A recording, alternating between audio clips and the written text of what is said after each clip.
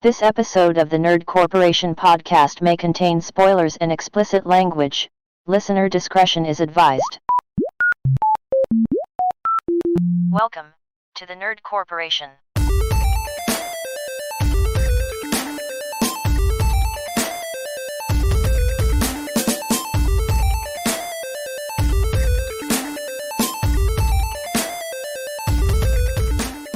What up, everybody? It's Thursday. And you know what that means. We're back! Death and despair. Yeah. Both of those things. It's Not necessarily in that order. It's podcast day. Welcome to episode 94. I miss the steel sky. We're going to be talking about Final Fantasy VII Remake. We've been through a lot with quarantine and all that craziness, but now we're back. And you can love on us again. I think we're going to skip nerd news this time. Just because there's a bunch of it that we need to cover. There's a lot of news that needs to be covered throughout our time being gone. So I think we'll do an NCP news episode next week so that we can get all cut up. So let's just get into it. For those of us who played it, I mean, wow. Wow, indeed. Nick, what'd you think about it? There were some parts in that game that just royally fucking pissed me off. Like, Yeah, there were a couple times. let me just name it. In terms of difficulty? Just in terms of like, yeah, just in terms of like, are you fucking kidding me? Yeah. Like, what was that? Oh, dude, the pull-ups. Yeah, the I'm having pull-ups flashbacks to the pull-ups now. Did you actually beat it? I did, yeah. I gave up, dude. When I finally beat him, it was by... I had 45 and he had 43, so I finally beat him. But it took me like a good 3 days to do that. Yeah, fuck that, dude. I spent like a day on that thing, like a whole day. And I was like, man, fuck this. Yeah. Whatever, I'm not going to platinum this game anyway. This difficulty spike in terms of between the squat minigame and the pull-up minigame is astronomical. Yeah. It's like, what the fuck? Am I See, playing the same game? I was going through it and you challenge the black dude first and he's kind of easy. Then you challenge the big beefy blonde-haired dude, right? Yeah. And I was like, because that guy took me like a couple hours to finally beat him, and I finally beat him, and I was like, okay, that's it. And then the trophy didn't pop, and I was like, no. Waiting for that trophy to ping was the most harrowing fucking experience ever. Because I'm like, did it glitch? Oh, dude, when I got it, I was like shaking. And I was like, is it over? Oh god. And then, so there was that. Of course, there's the battle with Sephiroth that I had to bitch out on and jump down a step to actually beat it. Hey man, you beat it. Once I jumped down, I was like, this is so much better. Like, I fucking annihilated him on easy. And then just kind of the amount of questing you had to do in that, I think it was what? The second time that you're in the Sector 5 slums? Yeah, and it's just like, they're just throwing all of this shit at you, and I'm just like, okay. Yeah, dude, I was like, oh god. Like, that was the most tedious part of the game for me, I think. But it was, yeah, all around, I finally beat it at like, what? It was like 45 hours, I think. That's around where I beat it, like 43, 44.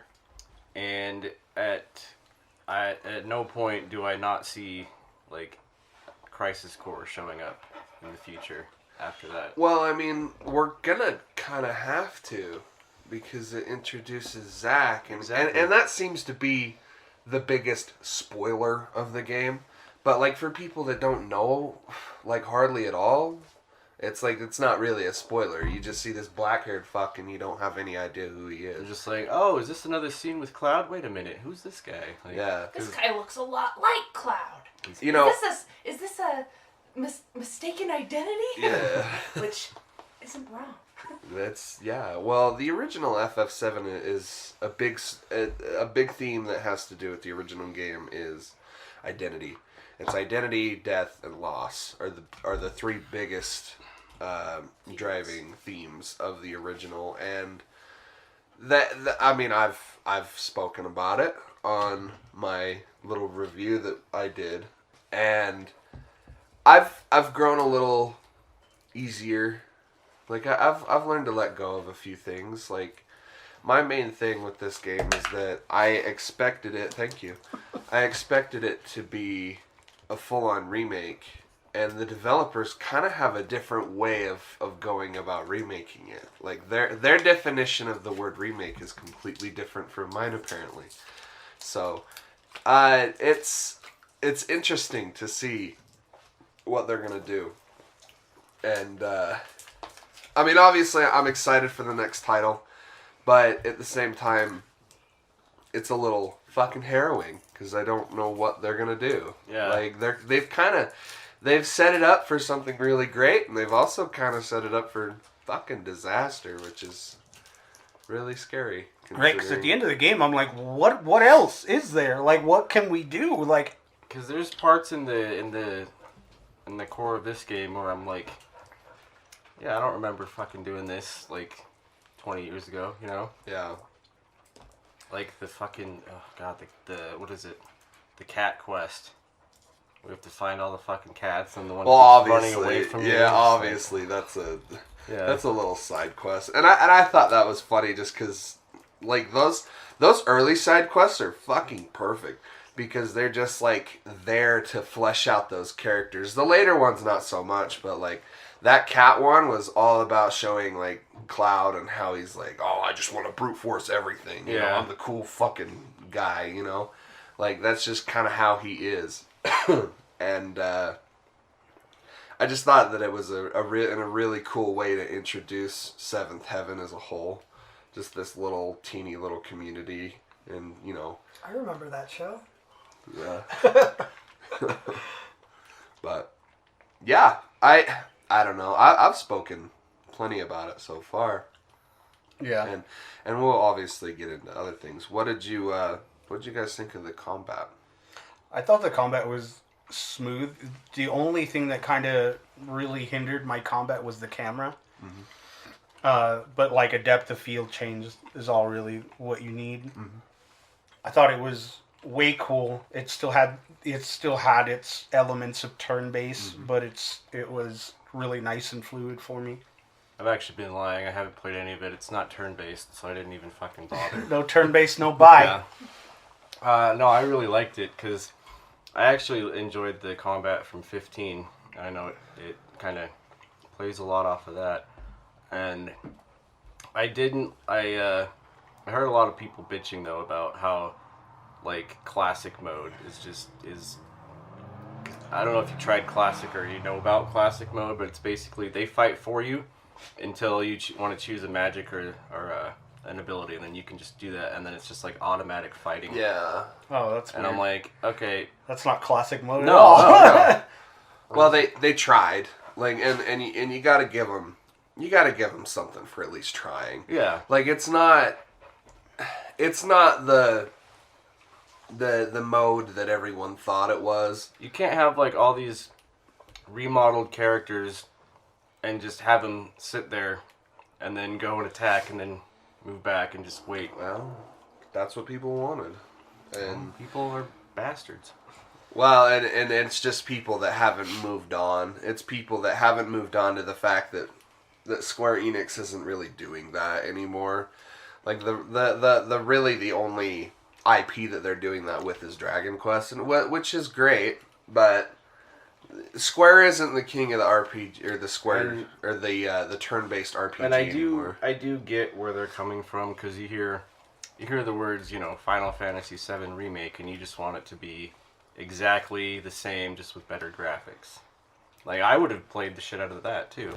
Well, I mean, not only that, but you know, even people that got over the hump with the combat were still thinking like this is a full-blown remake, in which it's not. Mm-hmm. You know, things change considerably, but yeah, Things change. yeah, pretty much, yeah.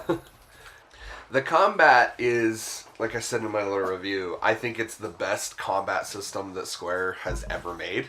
Mm-hmm. Like, bar fucking done. I think it's insanely fun. The level of, like experimentation that came with doing all that shit is so great. like just figuring out, can I do this? Oh shit, okay, and then I can add this. It's like, oh fuck, okay. It's like not as deep as Devil May Cry, but like fucking almost. Like, I don't know. I just think it's remember, really cool. I think I mentioned this in like first impressions, but when I got the summon and used the first summon Ifrit for the first time, I was like freaking the fuck out because that's like one of the main things I wanted to see. Yeah. And then he comes down, and I was expecting it to kind of just be like in 7 where he just does his hellfire and then he disappears. Yeah. But he comes down and he like fights with you, and I was like, okay, not what I expected, but I'm with it. Yeah. And then each character, like, it doesn't just have to be Cloud, because Ifrit was on my Cloud. It doesn't just have to be him that does the ability. Like, if they have their gauge up, they can do the ability too. And I was like, Yeah. oh, fuck, dude. I like that. That was really cool. Yeah, them being able to use the ATB bars. How did you guys feel about this story altogether? Like how they added, what they added, and what you could have done without? My heart stopped when Barrett got stabbed. Yeah. Like, dead on, stopped. I was like, Yeah, I got a fucking bone to pick with that part, because it's like, so that part is supposed to be pretty spooky, because in the original, that's where you meet Genova. Mm-hmm. Well, not really Genova, but like what Genova and Sephiroth are capable of. Like, just to put it in perspective, when you go into the president's office in the original, he's just dead. Like, he's slumped over his desk with Sephiroth's sword sticking out of him. And that's how you find him. yeah, that was another kind of almost gripe that I had, is like, hey, no, you're not saving him from the edge of the building in the original. Like, That he was was weird. supposed to be dead. Like, Yeah, that was weird. I thought that, I mean, like, and not only that, there's a lot of, like, jumping around and, like, trying to figure out what can we do here, because they're trying to make this as, I don't know. I'm wondering if, like, if they added the Genova blood instead of just purple fucking sparkly goo on the ground, if they actually did, like, blood, would they have gotten pinged and made it oh yeah, mature rated? And like when he fucking stabs President Shinra, like, is a little bit of blood coming out really gonna shoot that thing up to an M rating? I don't understand this. Like, that, the original game, it's right there. It's rated teen for teen and just blood. And like, dude, that part when you're carrying, when you go up to President Shinra's office in the original, it's a massacre. There's blood everywhere. Sephiroth kills everyone. That's You're weird. following a blood trail all the way up to the office. Then again, like, standards could have changed, because just kind of as an example, like back in the, I don't know, like the 70s or 80s, like you would see like sex scenes in like PG movies and shit like that. But I don't know. One change that I thought was for the better was bait and switching us with Wedge's death and letting him seemingly die going to go save his kitty cats. Yes. But he survives that too, and I cried when I thought that he died when he was going to go save his cats. And I in turn cried when you came across Biggs and Jesse. But then later on, hey. Yeah. There they Although Jesse's still not confirmed dead or Yeah. alive. I'm pretty sure she's alive. Yeah, because they're like... You don't know that. You don't know! You can't tell me that you know that. You don't know! And don't you dare get my hopes up. Well, trust me, it'd be better if she was dead, because things would be not so fucky. But I think that trio is still alive. I mean, if you really want to get into the weeds, you could really say that, like, there's no chance that Wedge is even alive. I'm gonna tell Brian that you said that it's better if Jesse's dead. Well, hey, He's gonna hear it eventually. we all say things in the heat of passion, Jimbo. It just happens, okay? I don't know. It seems to be that I really had a fucking problem with some of the changes, but I just kind of had to get over it. Like, this isn't the original anymore, and this is obviously their original vision. The thing that kind of just stings a little bit is that it's Nomura, and you know we kind of know how things go with Nomura, and the ending of this game is one of the most Nomura fucking things I've ever seen ever. Like, this for me was like, because that original is so like handled very well and it's grounded. Like, Midgard, you would be hard pressed to say is even a Final Fantasy game at all. Like, the Midgard section of the game, just because like it just seems real. It seems like this is a real story being told in like modern day, you know. Yeah. But like the only way I can equate it is if like Time Ghost started swirling around Donald Trump in modern day, just because it's like, this doesn't make any fucking sense. Why are you doing this? The worst part about Midgard was the Dementors. Yeah. I don't know. The inclusion of this shit. And like, it got to the point where I was starting to think it was downright fucking insulting. Because like all these fucking theories started popping up about how the Time Ghosts are us. Like the original fans. And the original fans want the original storyline. You can't change things! Yeah, and you can't change things. Like, and I'm like, if that's... Change isn't good, change bad! Change! You gotta imagine that went through Nomura's head at least once or twice. Like, the ghosts are the fans of the original, and how it has to stay the exact same. You know, it has to stay the exact same. Nothing can change. You know. Well, he killed them, so Well, yeah. that's his big middle finger to us. Well, fans. yeah, exactly, and that's why I'm saying it's insulting, is because you're the big bad at the end of the game, and it's like, Jesus, man, we just want to play a video game. Yeah, I don't know. I could go old man on this and be like, not my Final Fantasy, but whatever, man. Like, this is the way we're going. This is the way we're going. I'd like to see what happens next. So yeah, I didn't like what they did with the president, but then it kind of redeemed it for me how they transitioned that into the fight with Rufus. Yeah. But on the other side, the fight with Rufus was just a fucking waste of time. Like, and that made me mad.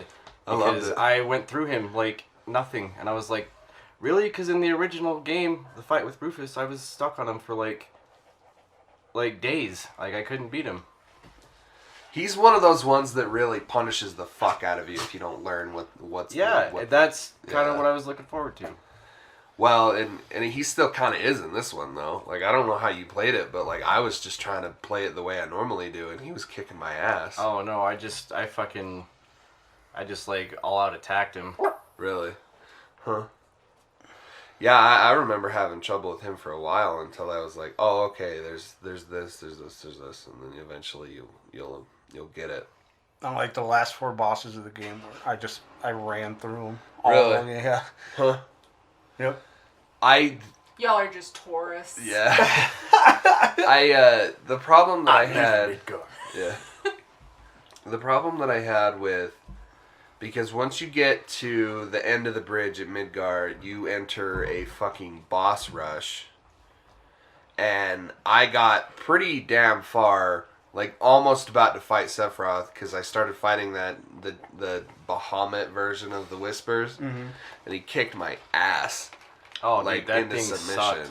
I whooped that thing's ass so good. Did you play on easy mode or what? I played on normal. And let's not judge people that maybe had to finish the game on easy. Maybe get good and eat my ass. I'm gonna play it on hard mode next. Do it.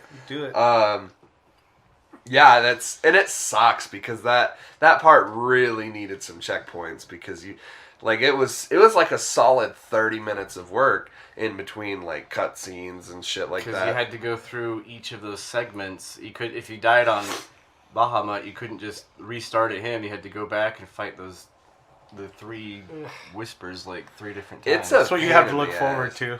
Well, it's a pain in the all ass. of our bitching is what you have in store. But goddamn, is it an experience? One of the things I could have done without was the stair climbing.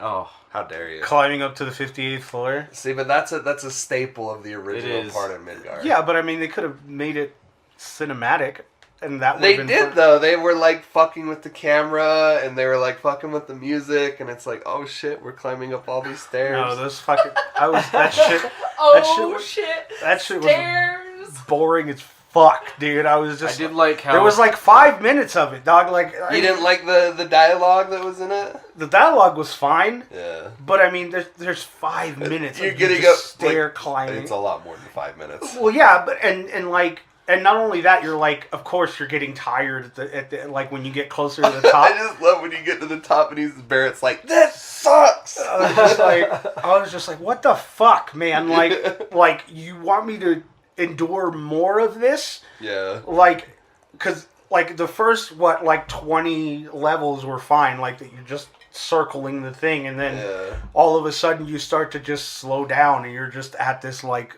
and you can't like sprint. No, you can't sprint. You can't even like light jog. You're just fucking walking up these goddamn stairs for 10, 13 And then when minutes. Barrett gets his second win and he just runs right past you. Yeah.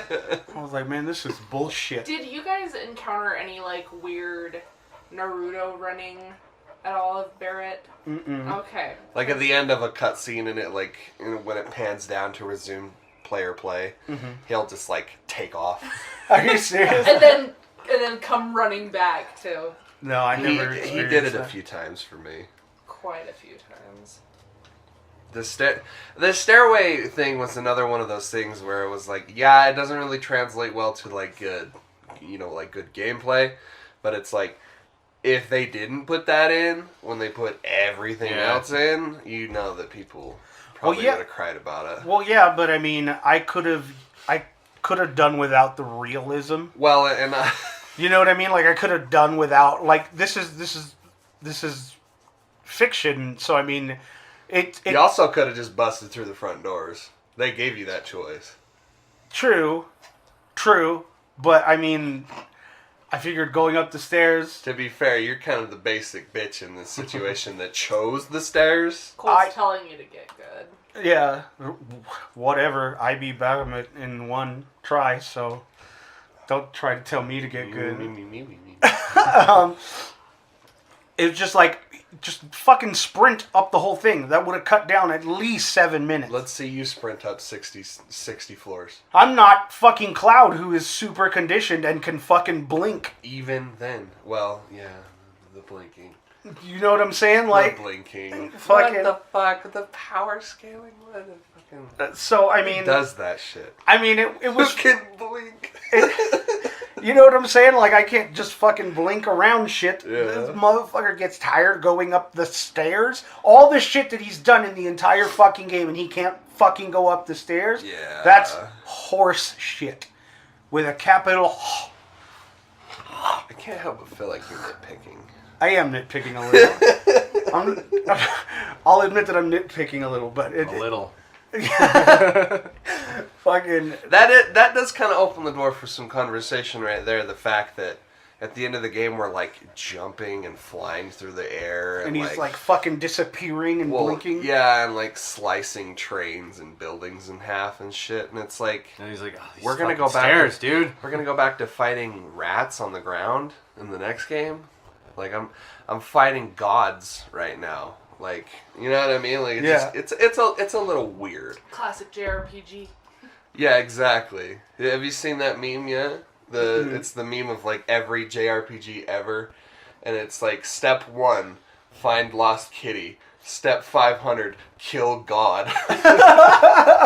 There was one I saw where it was a picture of like Cloud was on one side and Jesse was on the other, and it had like the iMessaging like text bubbles. Yeah. And Jesse was like, "So how big is your dick?" And Cloud's like, "Small. Leave me alone." Small, leave me alone. That's another thing too, is like how relentless people are in making fun of Cloud in this game. I don't know if anybody else caught this, but like in the beginning, like even Jesse's like, "Hey, are you all right?" Like Yeah. you're kind of like just super uptight, like for no reason at all. And it's like in Like- the very beginning too. She kind of jabs at him when Yeah. when she's like setting up the Like when you first walk up and they're crouched down, like setting the thing up. And they're just like, they're both like, just like, oh, he seems kind of serious or whatever. And then she's like, not bad to look at though. Yeah. Aerith was giving him shit the whole fucking game, yeah. dude. Yeah. I think the only person that doesn't is Tifa, and there's a pretty good reason on why Tifa doesn't Because do she it. knows, like, She knows. what's up. Yeah, Yeah. she knows who he is. But Barrett fucking hates his ass. Yeah. Like, pretty much the majority of the game, because, I mean, Barrett hates him the majority of Midgar, so it's like, there's no getting around that. But, like, I feel like this is some of the best, like, writing and character development in a Japanese game that I've seen in a long time. Some of the dialogue It's could have not been perfect. done without, like when you're fighting the Whispers and Barrett and Red take off to go fight the main one, and the one tries to block you and you hit it and you're just like, let's go, bitch. I And I'm loved just it. Like, I loved okay. I loved every fucking syllable of that. Like that was fucking amazing because it was just Cloud being a badass. Yeah. I think, yeah, it was something though. Like I the whole experience, especially for me who'd only played half of the game. Like I pretty much played that whole part of the game. Like I had just left Midgar in Final Fantasy VII, the original, and that's when I stopped playing it. Like I didn't play it anymore. So how do you guys feel about the music? Oh. You know, it's There we go. it's like easily the best thing about this game. Like fucking no question, my friend.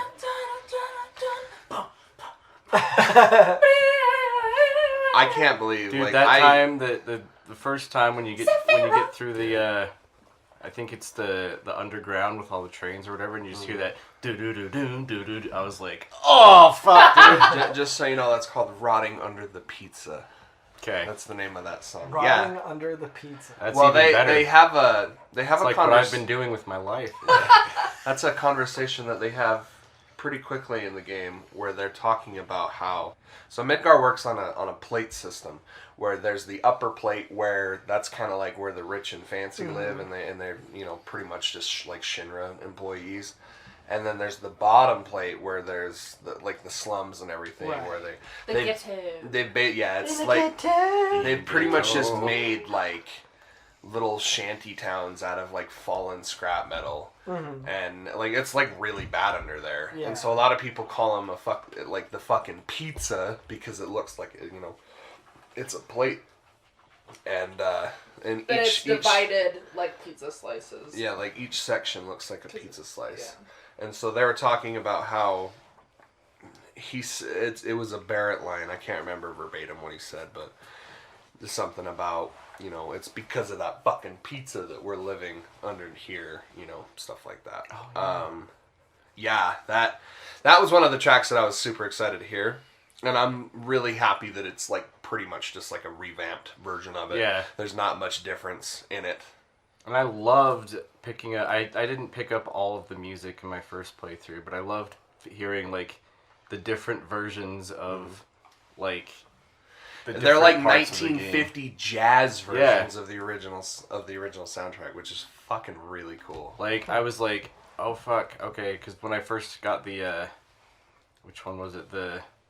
I got the Golden Saucer one. I was like, oh, I can't wait for that shit. The only bad song in this entire game is that hip hop Chocobo. Yeah.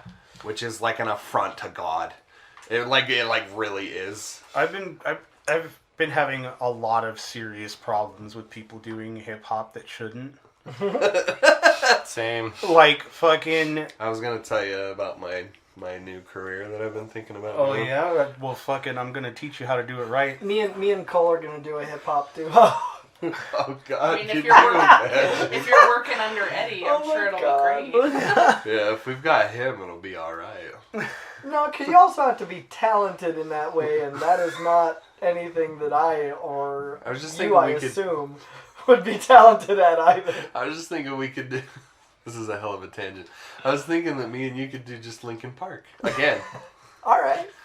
All right. And that's the album called. Yeah. Linkin Park. Linkin again. Park again. Yeah, dude, fucking that hip hop, that chocobo, whatever the fuck. It's bad. It's dude. super bad. It's bad. Fucking The Miz and John Morrison did a hip hop track Oh. It's so bad. under the names MCMIZ and Johnny Drip Drip. Johnny Drip. Yep. Wow. Johnny Drip Drip. Drip, Two drip. drip. Drip, drip. Yep. Okay. And I'm just like, see, this is why nobody takes hip hop seriously. This is You why heard that new song? Fucking Who's white it by? people. MCMIZ and Johnny Drip Drip. Like, That that's gonna sounds like take you straight and fire. and an hour even, to explain. and their hook was even that chant, the hey hey ho ho Oh. Miz and Morrison. Which it just doesn't work. It's it just so doesn't awkward. work. So Like it's there's not- there's a line that gets repeated often in Persona 5 where one of the main characters is like, hey, hey, and every time Cole's playing it, I'll be like, ho, ho. And he's like, shut up. I hate it. I hate it. But yeah, no, the music was great. Like, I don't have much to reference on, but Cole, you came over to my house one day and we spent like an hour and a half talking about it. Just listening to the soundtrack. We were just listening to the I soundtrack. straight up hijacked your PS4 and your TV. Yep. And I'm like, guess what, bitch? We're listening to the FF7 remake and soundtrack. like listening to the soundtrack, I'm like, that's fucking rad. Like, It's in my car CD player right now. what was it? When you showed me the Genova one, you told me how like disappointed you were at first. Yeah, dude. Because, okay. So, a big chunk of the time that you're spending inside of the Shinra building, they've introduced, little stingers of that song. Like, everywhere. Especially when Hojo's on screen. Mm-hmm. You can hear the... You know what I mean? So, and it's just kind of cool because the way that they introduced it, just like teasing you. Dude, Genova is like one of my very favorite tracks of the original soundtrack. It's just so fucking cool, and like the idea of Genova is really cool to me, just because it's like it's that unknown entity. It reminds me a lot of. It obviously took a lot of inspiration from John Carpenter's The Thing. Mm-hmm. Like it's terrifying, and I'm of the mind that it's actually the best boss. Like, I think Genova is a better antagonist than Sephiroth and Shinra. Like, it's fucking cool as hell. Genova came down it's an alien entity that came down and infected this race of people. It didn't look like a human until it infected someone, and that's why it looks the way it looks. And that's fucking terrifying to me, you know? And so it had to have a great song. And Genova's, the original Genova song is very, it's very spacey, very alien-y, you know, and I was really butthurt because, the majority of the remake, you're not really hearing it. And then you start fighting Genova, a version of Genova, and you're not hearing it, you're just, hearing, this soft orchestral version of it, and it's really, you're gonna do this to me? In a game that was filled with fantastic renditions of that old soundtrack. I just kind of felt a little burned, and then the game quickly fucking proved me wrong, because it's the third phase of the Genova boss fight when it kicks in, and it's okay, here you go, bitch. This is what you've been looking forward to for the last 3 hours, and it's oh my fucking god, it's so good. I remember. I don't know if Angela remembers this, probably not, because it's such an ancillary thing, but I remember playing the boss fight, and then there's this little moment where you're running towards Genova, and it's playing the song. I'm yes, they fucking gave it to me, yes! And I hate to bring up Persona again, because this isn't the Persona spoiler Well, that's cast. what we're playing right now. It's a lot like a near the end boss battle where we get new... So, near the end of the game, you get a new boss battle with new battle music. And you're in the first phase of it, you're okay, new music. And then the battle, evolves into, a harder battle. And the music gets more intense. And then there's a third one, and it's oh my gosh, the music has lyrics now. Like, Yeah. Well, I mean, that's how it is with Sephiroth, too. yeah. Like, it's like, holy fuck, where's the Latin coming from? Like, this is terrifying. Sephiroth. My favorite song of the whole game was at the end, the new Hollow. Oh, God, yeah. When that fucking harmonica comes in. You love that harmonica. Yeah, you love It's it. so Western. Yeah. When that harmonica came in, I about creamed my pants. I was just like that. It's my ringtone now. Yeah. Aww. Love that for you. It was so good, and like you just feel it. Like Yeah. you just feel. It's so good. Mine will probably still always be, and it was from the original game, and it is in this game now, is just the battle music. The dun, dun, dun, dun, dun, dun, dun, dun. If Like, I didn't fucking listen to anytime it, that came up in a battle, I was like, Yeah. let's fucking go. and the way that they implement that song into the game, because it beforehand, you didn't hear that song at all during the bombing mission. No. Like, nothing at all. So there's this really fucking great moment. It's right after you bump into Aerith for the first time, and she gives you the little flower, and if you take it, like, he still has it in his little vest straps. Yeah. And that's when you hear it for the first time. Yeah. It's like right when those soldiers come up against you, and it's like, oh fuck, oh fuck, you know. And if I didn't listen to it like every fucking day since they announced it, like it probably would have hit even harder for me. But it's so, dude. Oh my god. It, like I said in my review, I think that this is the bar has been pushed. The bar has been. It's like Been set. people need to fucking strive for this quality of music in their video game. Like, and Final Fantasy has always been known for its music. You know, it's known for other things too, but like I can't help but feel like the music is always what shines about these games. And this game is no exception. Like the fact that Uematsu wasn't really involved with this, I was totally wrong, by the way. And like I think a couple different casts when I said that he was, he's not. He made Hollow, and that's it. That's crazy. Yeah. So it's like, I'm sure they had like his blessing and shit because they fucking knocked it out of the park.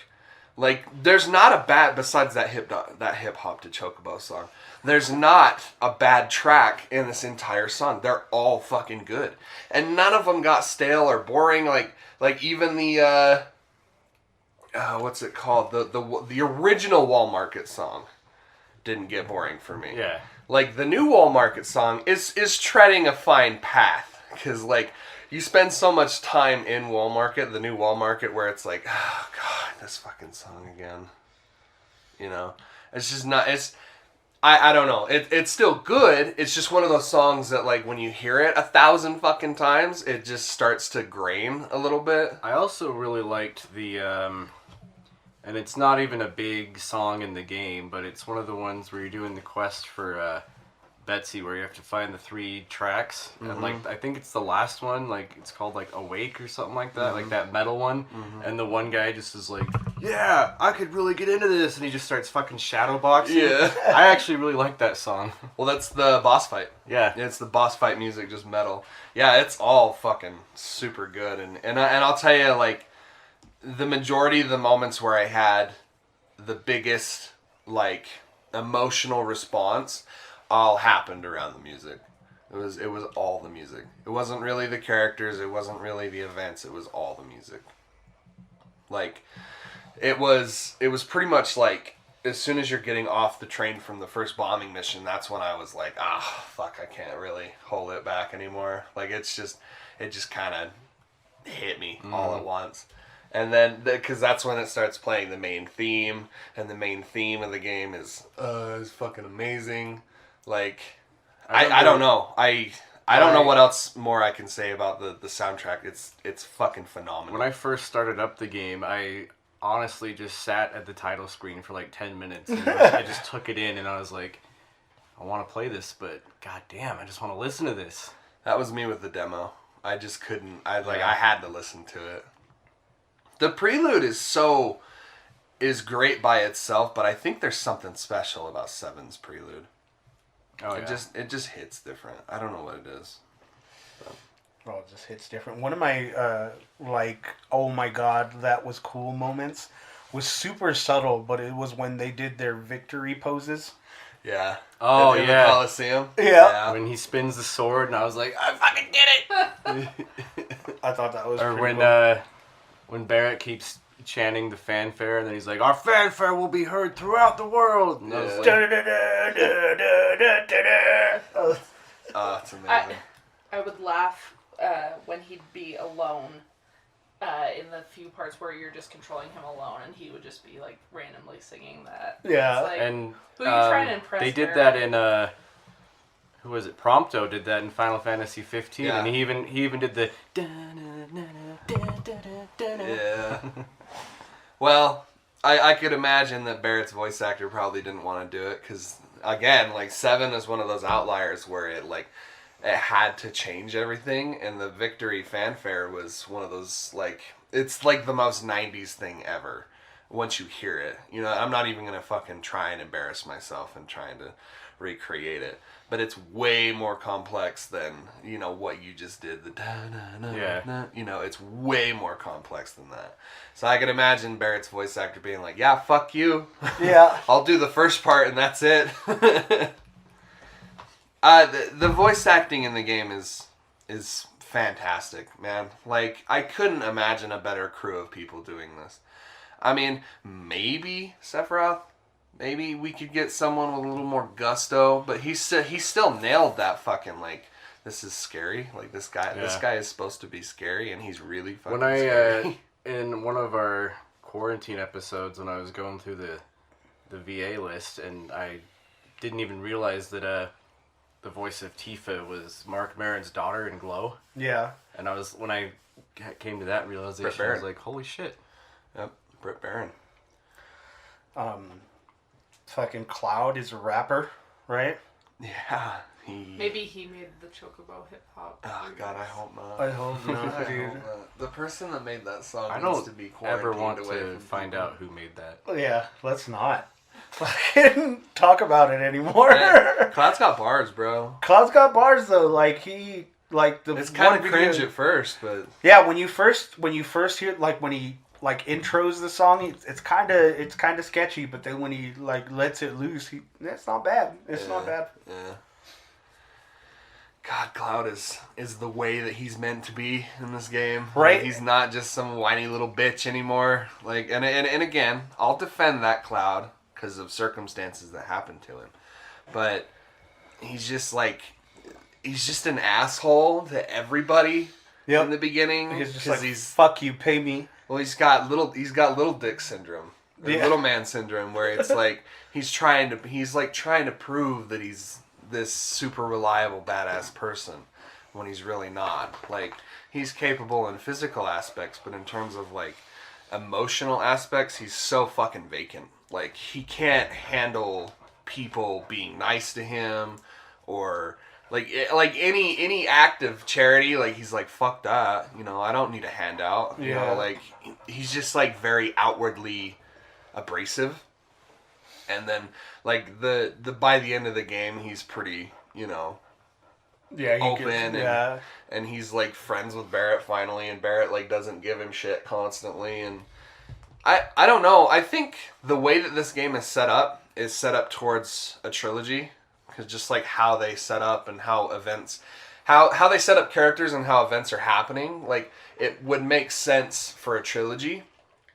But I don't fucking think we're getting a trilogy. I think we're getting like 6 or 7 games. Are you serious? Well, yeah, once you think about it, Midgar's like fucking 10% of the original game. Oh shit. And they added so much extra shit, so it's like, and that, like right now, for someone who's like being super into like trying to find out where development is and where they are at and like pre-production and shit, they haven't even started. They've been working, like, they've been in pre-production for the next title since November.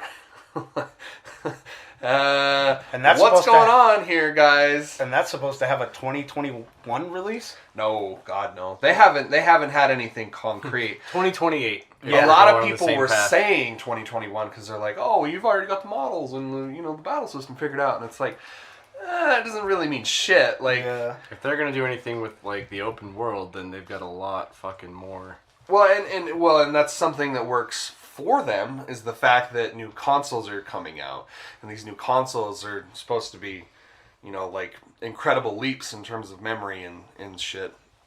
So it seems like they might be able to get away with doing a lot more of what they wanted to do for this open world. But, I mean, like, there's some very obvious disconnect between the producer and the director. Like, Kitase and Nomura are saying completely different things. Like, Nomura's like, oh, basically just saying, hey, embrace the change. And Kitase's over there being like, we're not drastically changing anything. It's like, well, what? Are you two are not on the same page? Like, and then there's another guy, I can't remember his name, but he's saying, like, I don't really remember what happens past Midgar in the original game. And I'm like, oh, great. I'm glad you're remaking my fucking game. Jesus Christ. You don't know what happens after Midgar? Go back and play it. Are He's you like- not reading the source material? He's like, he looks at one of the other guys and he says, how did we get to Calm? The town after Midgar. How do you get to Calm? I'm like, it's right there! You see it! Yeah, as soon as you get out into the open world, It's right there! Play the fucking original game! Jesus Christ, I'll buy it for you. How much is that in yen? God damn! $6 or $600. Dude, like, this is really concerning $6 shit. in yen. Yes. The fact that none of these motherfuckers are on the same page, that's fucking terrifying. Like, in the way that they can't do that next game without putting the same love and care and attention into everything that they did in this game. Mm-hmm. Like, this game was fucking perfect in many different ways. I don't know, it's very concerning, like, the fact that none of these guys are on the same page. And there's something that I've come to understand about Nomura. One of them's just like, wait, what's Final Fantasy VII? What are we doing? What game are we remaking again? I thought this was the first fantasy. I thought this was Final Fantasy 16. That's a game. fantasy. That's a game you're not going to see for a decade plus. Final Fantasy 16, unless they got somebody like, They probably have a different team working on it. I would imagine like 2023 at the earliest that we're going to see the next title. Which I'm kind of at the point where I go back and forth between like, yeah, this is really cool that they're like putting their own spin on it and shit. And then I'm like, God, I wish they just didn't really even bother. Because it's like, it's so... And obviously this is a me problem. So are you saying that you wish that they hadn't remade it at all? Or Well, it just not depends, because changed I don't want it to things? come out on the other side being a fucking Nomura monstrosity where they're trying to introduce time travel. And just none of it makes sense, like well, Kingdom yeah, Hearts, right? well, Is yeah. that what No you mean? monstrosity. Well, the problem with Kingdom Hearts wasn't the fact that the story wasn't good. I felt like there was some payoff in characters. The problem was it was a bad game. It was like a bad game with bad gameplay. And like how it cut a lot of shit from the original Kingdom Hearts games. They've obviously proven that they can make a very competent video game with this title right here. So I'm not super worried about, because in the original handled subject matter such as like time travel and like spiritualism. Alternate timelines. They didn't ever get into alternate timelines. Which Midgar is 52. well, Universe 7. And the way that they go about it, it could be fine. The problem is that when you're telling stories with like time travel and alternate realities and shit, things tend to get a little messy and a little complicated, and it's not usually not handled very well. There's really only like a couple IPs out there that really handle time travel pretty well, like Back to the Future being one of them. Like it Well, just and Rick and Morty too. They do time travel in there. I mean, it's illegal, but yeah. Well, I'm just saying it's not impossible. I'm just saying that Nomura and the other writer, I think his name is Toriyama, they have a really big fucking problem where they think they think that ambiguity is profound, and it's like their way of going about doing ambiguity is not. big brain. Yeah, like you have to, like it makes sense in their head, but they really fucking suck at explaining how it makes sense in their head, and that's a problem. Like, there's some big brain elements in the original as well, and you know, we could be here for the next 3 hours if I get into that, but it makes sense though, and Nomura has a really hard time making sense. I have a really hard time explaining it, but I really fucking love this game. I just don't really dig the ending, and not only that, they could have made it even better and less abrasive and just made it so it wasn't a fucking info truck dump. Like they kind of just like, here you go, and it's just a whole bunch of fucking shit at the end of that game, and it's just jarring. They just don't stick the landing with the delivery. It's just jarring as fuck, and like I said, the fetch quests, yeah, just like, come on. I mean, it wouldn't be an RPG without. And that's just padding. That's There's a lot of it though. There is, well, and I mean, kind of. There's like what, 3 chapters where you can do side quests in it, and that's pretty much the only parts where you're going. So the majority of the game is not side questy, and some of those side quests are actually pretty fun, like the monster like the monster nests and shit like that. I think that shit is really good, and it like highlights one of the best aspects of the game, which is the combat.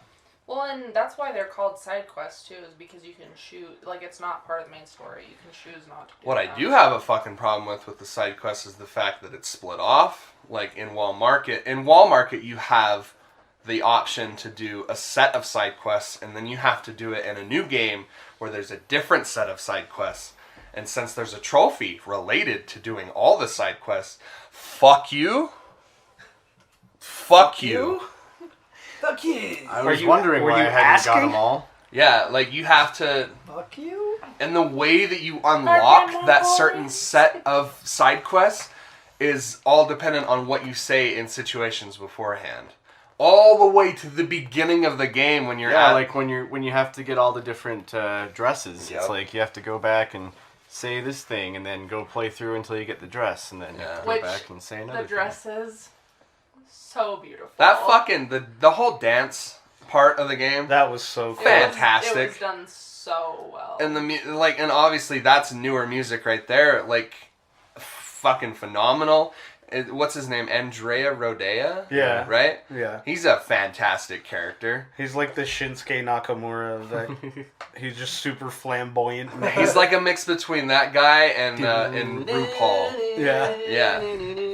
It's fun. It's super cool, and and obviously it's just like whatever. It's just a fucking, it's just stupid ass. I'm glad you made that connection. That's very progressive. I love of you. RuPaul. I know. I love RuPaul. I hope he's having a good day. Yeah, RuPaul. Hope you're having a good day. Have you seen the AJ and the Queen yet? It's in our watch list. But Cole and I watched Drag Waste. Dragway. Drag waste sounds about. We watch that shit religiously. Those are some of the funniest fucking Related to people on this planet. No. Drag queens are some of the funniest What fucking was people. the one thing that you died of laughter? Ooh, bitch. It's just the way they delivered it. It's so fucking funny, dude. He was like on the floor. I actually laughing. went to one of those down in Salt Lake years ago with a friend of mine. It was fucking hilarious. Drag shows are it was so so cool. funny. I used to go to this club in San Antonio called The Heat, and it was a drag club. And it was like the funnest time. They're just like born entertainers. They're so good. Yeah, that whole part's really great, and I mean it is just a quick time event, but it's fun as fuck, and like the choreography, and I loved how apprehensive he was about it. He's like, I'm not fucking doing that. And then he just he he goes just up did there it. and he just fucking knocks it out of the park. Don't say a word. Yeah. Not a word. Well, and not only that, man, but like that's something that a lot of people are saying you can't do in 2020. You can't do the cross-dressing scene in 2020 because you're gonna offend somebody. You're not gonna do it the right way. Whatever. Well, those type of people aren't fans. Like they aren't Right. they're fans just that they made this for. It's the same thing with that's a part in the game that a lot of the actual fans were like, including myself, were super fucking excited for. Yeah, me too. well, just to see how they handled it. Yeah. They didn't have to introduce really complex trophies around it, but I'll take what I can I didn't get that trophy on my first playthrough. Well, yeah, you can't. It's a 3 playthrough type thing. So the one where you get the gift from him. Okay. They're all different. I thought I just had to do it like perfectly, and oh god, in heaven. What dress you get is all dependent on like what choices you make.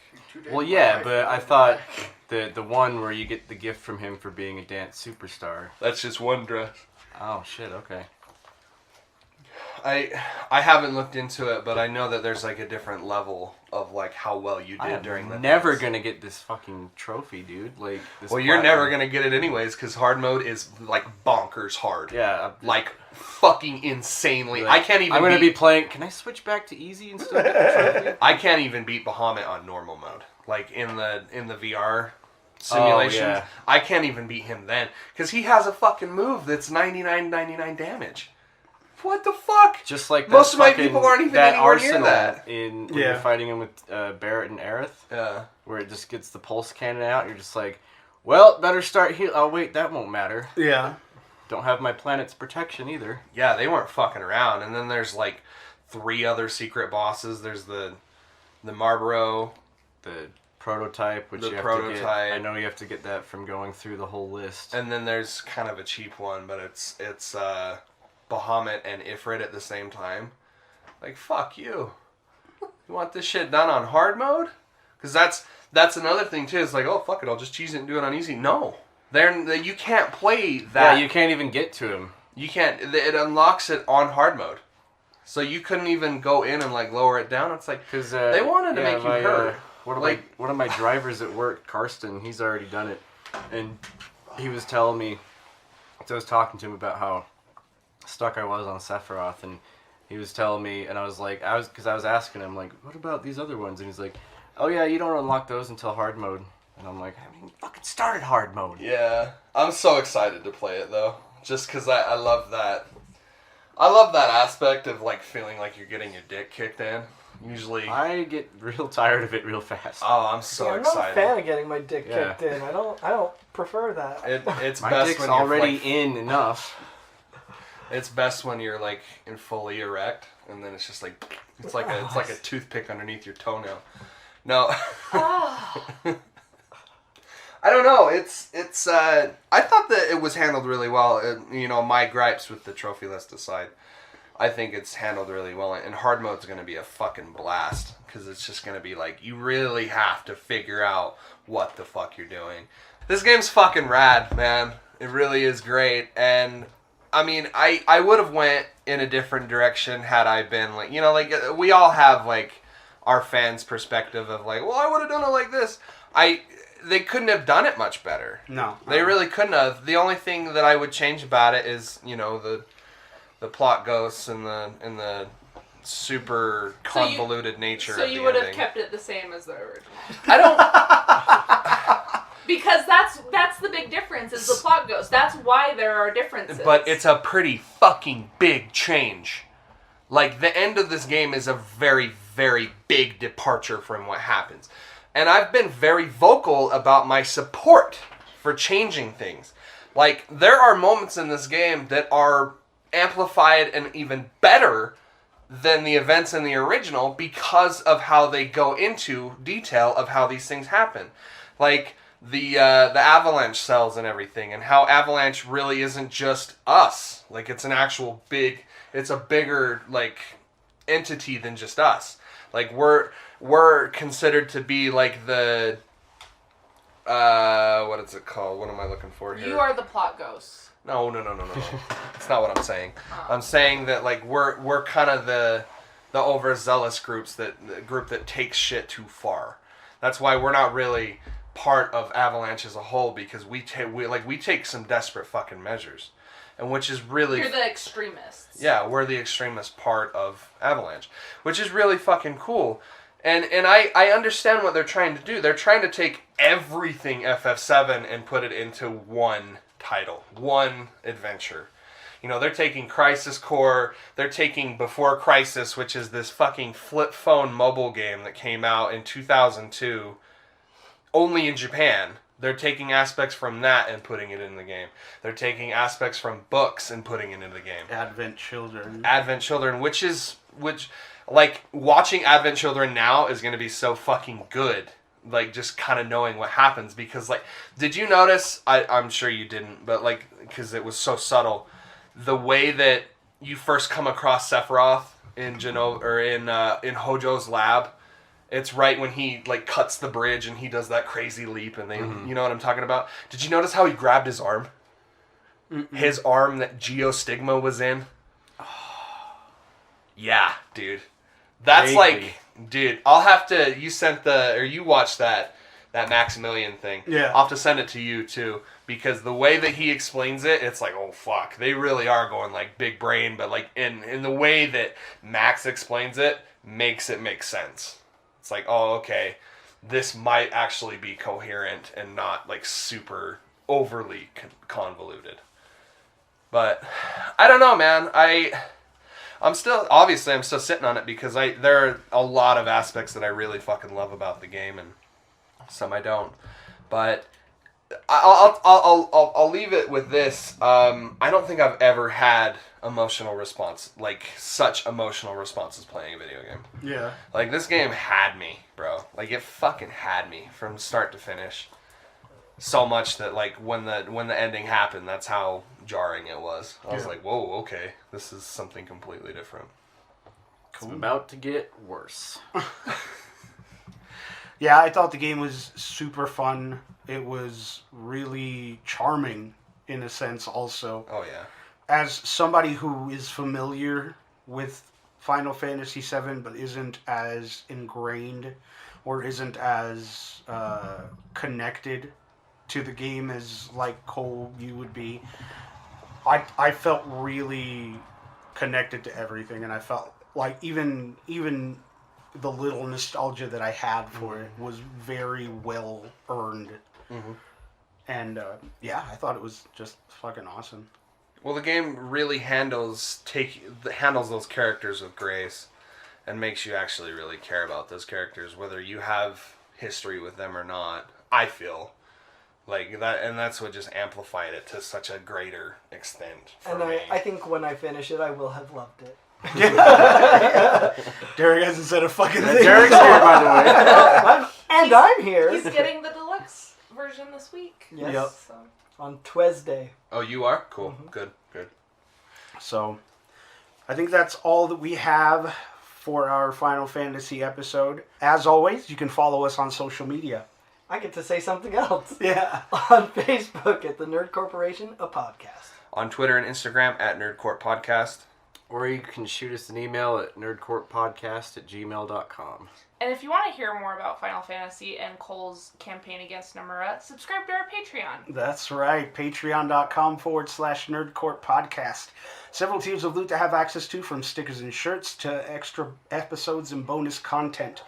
If you can't make a monthly contribution, consider supporting us on PayPal. PayPal.me/Nerdcourt Podcast. We want to have the best loot, best giveaways for you. Speaking of giveaways, thank you to everybody that participated in our giveaways. Congratulations to Anna Turkel for winning the Crystalline Morty Pop. And congratulations to Jason Marshall for winning Final Fantasy VII Remake Deluxe Edition. That he at least plays this game before this, if he hasn't. Oh yeah, so we probably should have told him not to listen to it. Well, I mean, in the beginning of the episode, it says we're doing full spoilers. Yeah, true. So, Not only that, you can't really even like. Is it really something you can spoil? Really, it's only spoiling it like if you're a hardcore fan. True. But he says he's going to play the shit out of the game. You fucking better. It was expensive as shit. Yeah, it was. But like I said, our giveaways, our loot, and all those things wouldn't be possible without your support and contributions. So we thank you very much for those. For the Nerd Corporation, my name is Eddie Lyon. I'm Cole Simper. I'm Angela Wooden. I'm Nick Lewis. I'm Derek Reese. Keep it nerdy, y'all. Bye. Bye. And I'm a goddamn dog.